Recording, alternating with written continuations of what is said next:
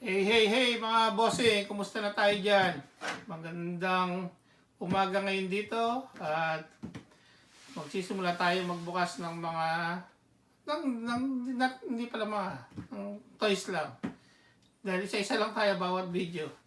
Masyado lang hindi ko maiwasang humaba yung mga video natin dahil habang siyempre binubuksan natin ito, nire-review, pinaglalaro ako na rin. Dahil siyempre, yung ano doon, di ba? Yun yung pan para sa ating paggawa ng video. So, kaya kailangan, kung bago kayo dito, o kaya dati na kayong nanonood, pero tingin nyo, I deserve your subscribe button. Kaya please, click sa subscribe button at huwag nyo na rin kalimutang i-hit yung bell icons para ma-notify lagi kayo ng aking mga latest video. So, syempre, follow nyo na rin ang like and share button sa kabilang side. Para, syempre, tayo mga Toy community, tulong-tulong lang para dumami. So, let's go. Paano itong bubuksan natin? Alamin na. At eto siya. So medyo, siyempre, as usual, puro halos old releases na yung mga video natin. Pero yung mga toys natin, dahil ngayon ko lang siya nagkakaroon ng chance na mabuksan. At ito, tulad dito, ay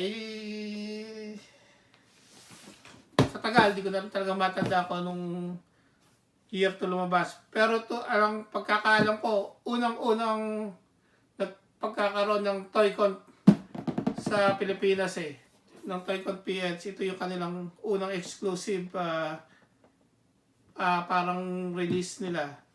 Kung may naka-VIP ticket ka, you get a chance to buy this one. So very limited to, pero for some reason, sinuwerte tayo.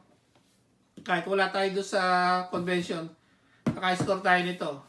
But it takes times nga lang. Kumbaga, ganyan talaga, abang-abang lang tayo. Minsan, may nangangailangan, kailangan tulungan. Yeah, so ano nung PopLife, Mindstyle. So, hopefully, is the original version kasi wala siya nung parang seal niya dito Pero ito yung damage sa battle damage version niya. At, kasi alam ko meron pa siyang metallic version din na release nito. So, ngayon, kung gusto nyo makita laman nito, tara, samahan nyo ako. Buksan na natin to. Let's go!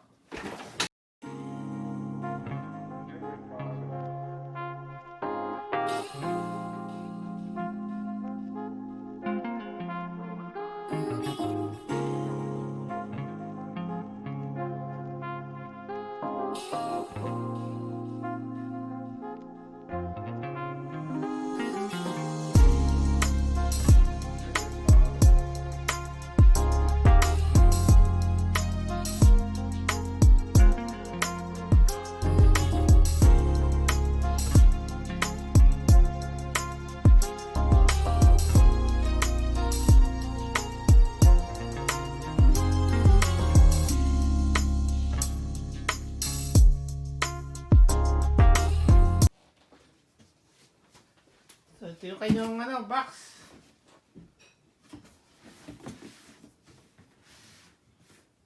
Ayan.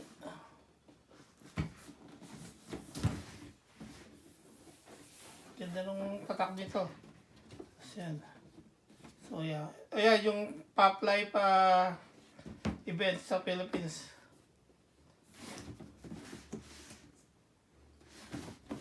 Here you go. Here. That's it. So, tara mga bossing, buksan na natin to. So, kung alam nyo, talaga medyo matagal-tagal na to. Ngayon lang natin mabubuksan kasi masyado siyang malaki, wala tayong mapaglagyan. As usual. Ano siya? There you go.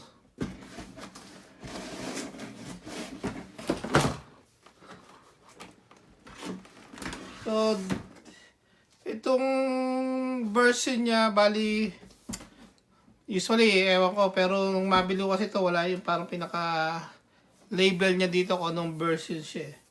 Pero ito yung ano, yung tinatawag nilang damage sa, battle damage sa version.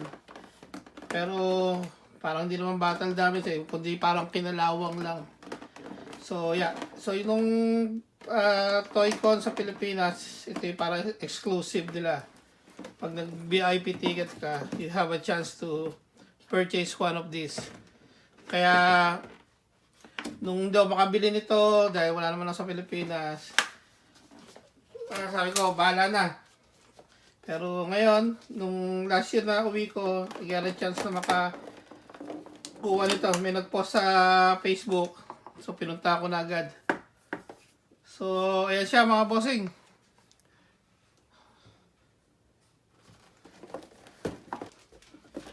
Medyo mabigat-bigat siya. So, kung maano nyo, pure ano to, vanilla na version. So,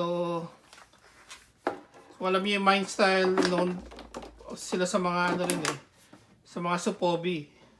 So, not too sure kung soap, Japanese soap, vanilla ang gamit nila dito. Kasi they never mention it. Pero, yeah, so here you go. So, school, kung wonder ko North, medyo paano yung tsura dito. Yeah, so, parang napango yung ulo ni ano dito. So, yan. Tapi niya. So, yung walang, so, Toy Company and Mindstyle. So, parang pinaka-basic. Sabi nila, yung gawa ni Jerry ang pinagbasihan nila dito pero hindi hindi ako masyadong impressed. So yan, so ito yung articulation niya, yan lang, ayun. At too bad din wala siyang kasamang yung heaven sword niya, so wala yung laser sword. So ayan, so wala na, so yan lang siya. No other manual or anything. So there you go mga bossing. So let's go mga bossing. Let's play.